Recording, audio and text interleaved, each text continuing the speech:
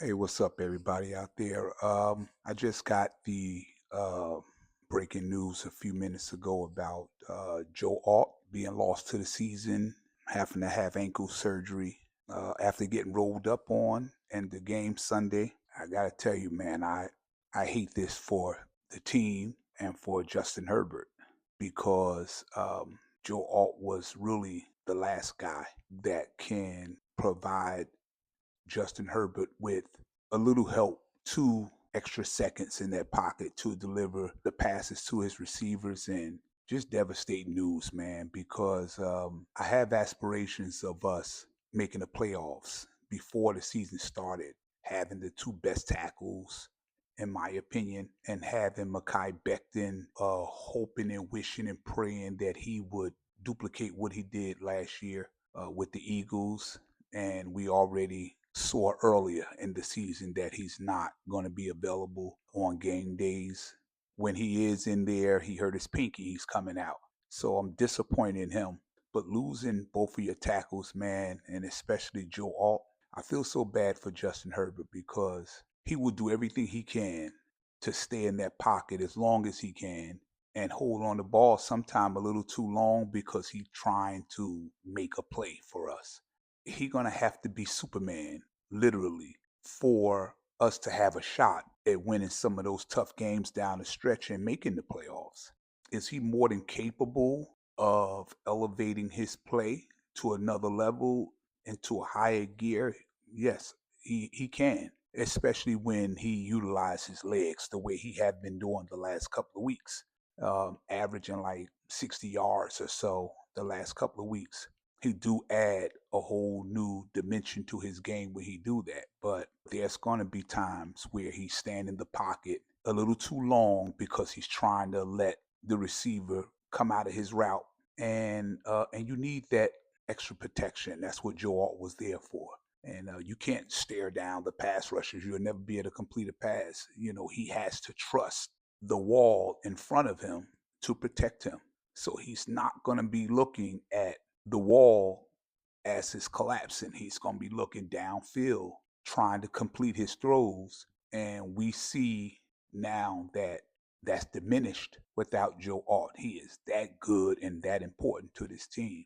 So I know it's devastating for Joe Ortiz because, look, I believe he would have made a move already, but there's only like $2 million to spend this year left with the salary cap, and you only have 5 draft picks next year. Anybody that you get, I think you got Andrew Willie, Evan Neal, Adris Pete, Trent Brown. Even if you pull off a trade, somebody going to want a draft pick. The Chargers have a first round, second, third, a fourth, and a sixth. You make a trade for a tackle, they're going to want either your fourth or your sixth round pick, which would only leave you with four. And on top of that, with trading for any tackle that you get, or any player for that matter, you're going to have to pick up his salary. And with only having 2 million to spend and only 5 draft picks, they're in a tight situation right now.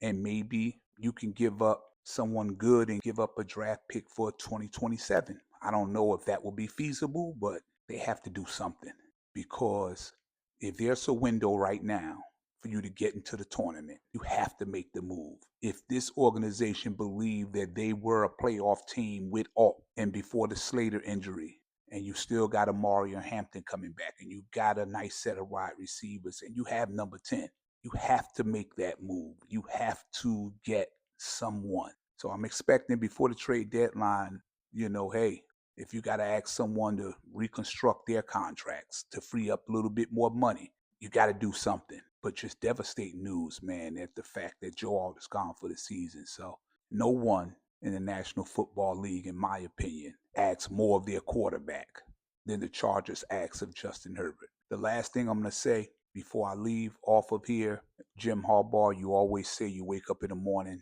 saying, I got to protect number 10. How can I get number 10 to the Hall of Fame? Well, here's your opportunity to put your money where your mouth is, to back up your words with action. It's like suicide sending him out there with games coming up against the Eagles, the Steelers, the Chiefs again. You have the Cowboys. but it'll be like suicide to send him out there with really no protection and tell him to be Justin Herbert to lead us. So, Ortiz, I don't even care about the draft picks next year. At this point, if you have to give up something this year, even 2027, you got to reconstruct some deals to free up a little money to make some moves. You got to do something if you believe that this team is competitive enough to be a playoff team. I think they are. I hope you think they are, and I hope you make a move. I just want to come on here and give my 2 cents regarding that. But devastating news. But make no mistake about it, I'll be rooting hard, say a few prayers for him before the game actually plays, and I'll be rooting hard for Justin Herbert to go into a higher gear and do the best that he can, and for that line to fight and do everything you can to protect that quarterback. And for Kamani Vidal or Jared Patterson, whoever's back there, to pick up your blitzes when it's time to pick them blitzes up, because you can't let him get hurt, because then your season, whatever percentage you have now to have a successful season, will definitely be zero if number 10 gets hurt. So Ortiz, Harbaugh, offensive line, running backs, you got to do your job. We get it. We know you're limited, but you got to fight. You got to fight hard to give this team and give number 10 a chance. You just do. Nothing else you can do. This is what you got. This is what you're working with. Joe Alder, Rashawn Slater not walking through the door now. It's time to step your ass up. Period. I'll talk to you guys soon.